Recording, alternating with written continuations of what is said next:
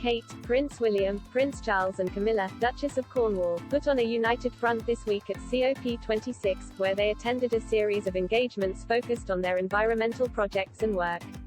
And they were particularly careful to choose eco-friendly means of transports from and to Glasgow, where the Climate Change Summit is underway. However, royal commentator Camilla Tominey warned they must keep up with green choices if they want to remain credible in their pleas to save the Earth from rising temperatures and pollution. In particular, the royals ought to find an alternative to the use of the incredibly polluting private jets, she said. Writing in the Telegraph's weekly royal newsletter Your Royal Appointment, Ms Tominey said, while both the Prince of Wales and the Duke of Cambridge delivered hard-hitting speeches that were well received, they must also now put their words into action by completely dispensing with this hypocritical form of travel from Herry on in. To be fair, William and Kate should be commended for taking the train to Scotland on this occasion, while Charles apparently flew from Rome to Glasgow on an RAF flight running on sustainable aviation fuel. But if they are to remain credible voices on this totemic issue, they must continue to travel sustainably rather than going back to their previous jet-set lifestyle.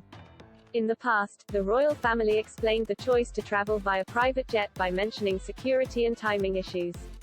Several attendees at COP26 have been criticized for flying into the Climate Change Summit using private jets. According to Matt Finch, of the Transport and Environment Campaign Group, the average private jet emits 2 tons of CO2 for every hour it flies. In comparison, an ordinary citizen consumes around 8 tons of CO2 a year. He told the Daily Record, "It can't be stressed enough how bad private jets are for the environment. It is the worst way to travel by mile. Our research has found that most journeys could easily be completed on scheduled flights.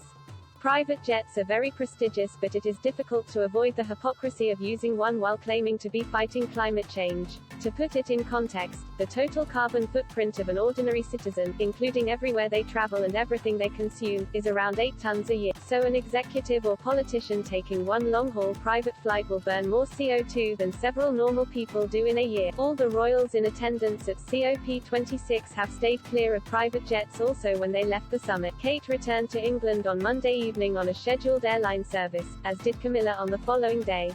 The Duke of Cambridge returned home on Tuesday evening from Glasgow by train, the same mean of transport he had chosen to reach Scotland earlier this week. The Daily Express royal correspondent Richard Palmer noted Prince Charles has embraced planes powered by sustainable aviation fuel made from waste products. He tweeted on Wednesday, "The problem is the fuel is in its infancy and not everywhere has plentiful stocks. But Charles is trying to help drive it forward and putting pressure on the government to ensure sustainable fuel is available if ministers want him to travel someone on behalf of HMG." Prince Charles, who has been raising warnings on climate change, plastic and air pollution for the past 5 decades, has embraced alternative fuel also with his cars. Last month, he told the BBC he runs his Aston Martin on surplus English white wine and whey from the cheese process.